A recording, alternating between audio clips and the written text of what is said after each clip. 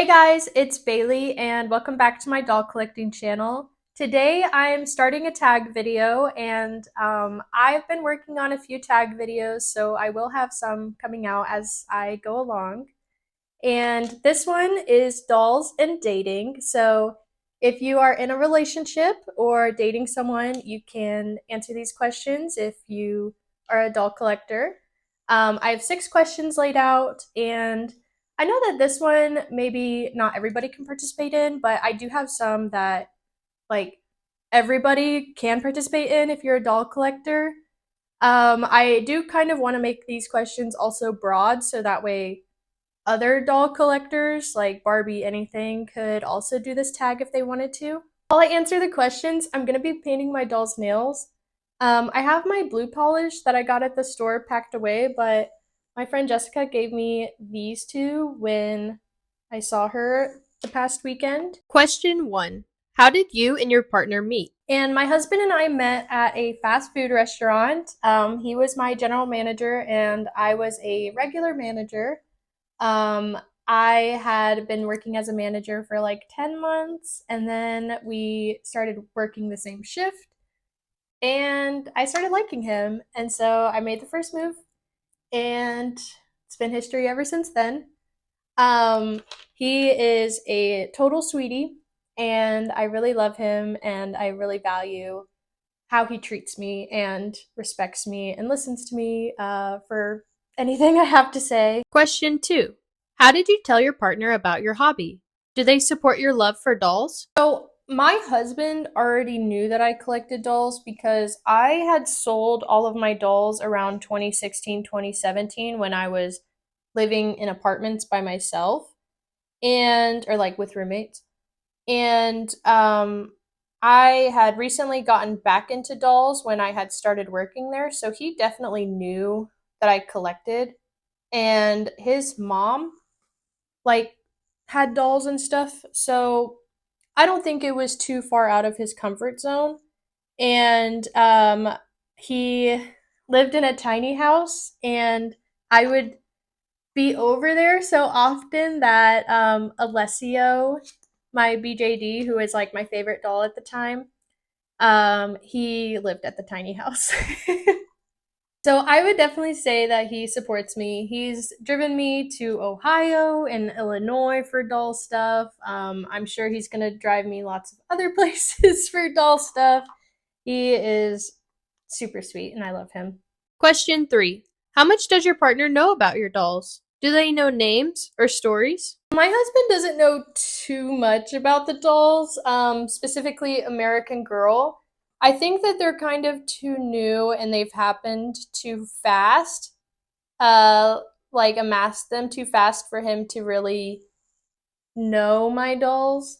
But he knows Alessio. He knows him. He knows a few of my BJDs, because BJDs are like really expensive.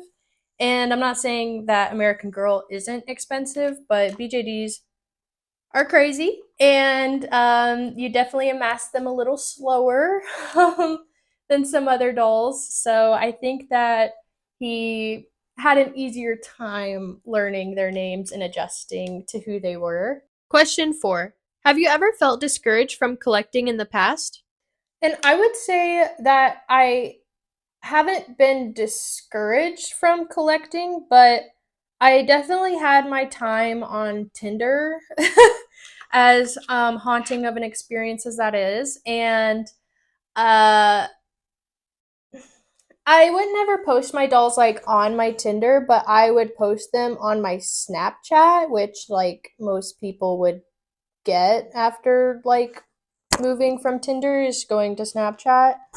And I would post like pictures of my dolls, and I would get some people like that would say they're creepy, but I don't care. That's literally like okay. Okay, like I really don't care if you think they're creepy.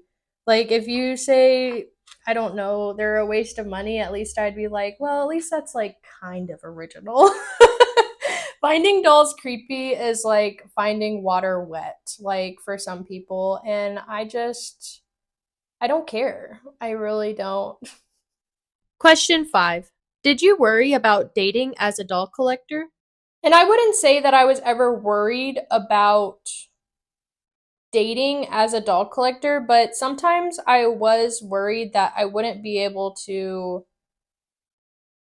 I don't know, present my dolls as I do. And a lot of my dolls, okay, in this house have lived in a closet, but when we were like first looking at houses for our move and stuff, I really said, hey, I want a doll room. And my husband said, yes. And I don't think that I would have ever imagined being able to have a doll room in the future. So, like, it's not now, but it's coming. One day I will have a doll room sometime this year and I'll be filming in it. So, I am very pleased. I'm so excited. Question 6. What advice would you give to a single or new doll collector? So if I had a friend that I was supposed to like give advice to, like they came to me and said, "Hey, this guy said my stuff is creepy or this person's putting me down or XYZ, this person says I can't find a good partner if I collect dolls, it's going to scare them away, all that stuff." If I had someone coming to me like that, I would probably say keep being you, keep being you, and keep being you. Because if you just don't mind what people have to say about you, you will find that they kind of shut up after a while. If you keep listening to what other people have to say, you will never be yourself. And I really value having a sense of self from my dolls. It's not something everybody is doing. It's not the Stanley Cup craze. Like, it's just like in our own little community is where the craze and stuff happens on new releases and like only doll collectors kind of understand doll collectors. My husband, he doesn't ever give me a hard time, but he is like whenever I'm like, I want this, he's like, oh no way. And like we were watching a doll live while we were eating, and he was like, "Oh my gosh, you guys are all like this," because someone was talking about wanting something or getting something. Like, it's just, it's so nice to have a community, and I wouldn't let anybody say anything to me about it because I know that I'm not doing anything wrong. And I know that the people around me are going to either respect me or they're not going to be around me. I really, growing up, I always heard that you should be friends with somebody first and then be in a relationship with them. And I always had like a really hard time with that. I was never able to just like be friends with somebody. I always kind of wanted to go fast in the relationship process, I guess. And I think that, relationships have their own timelines, but I actually was friends with my husband first. And I'm not saying that, every advice is always solid correct, but I really did value that. And he, like, kind of knew who I was essentially and, like, what I liked to do um, in my collecting. And I I just think that that is so important. And also, I wanted to also talk about my husband's hobby. And I'm sitting in his gaming area right now. And my husband, when I met him, he did not actively game, but he had a little TV and he had a PlayStation that had like no games. So he was just holding on to his things that he had and wanted to do. But he was told that, like, it wasn't even that he was told, like, he just kind of knew and was told that, like, if you want to be in a relationship, like, video games, that is not a thing.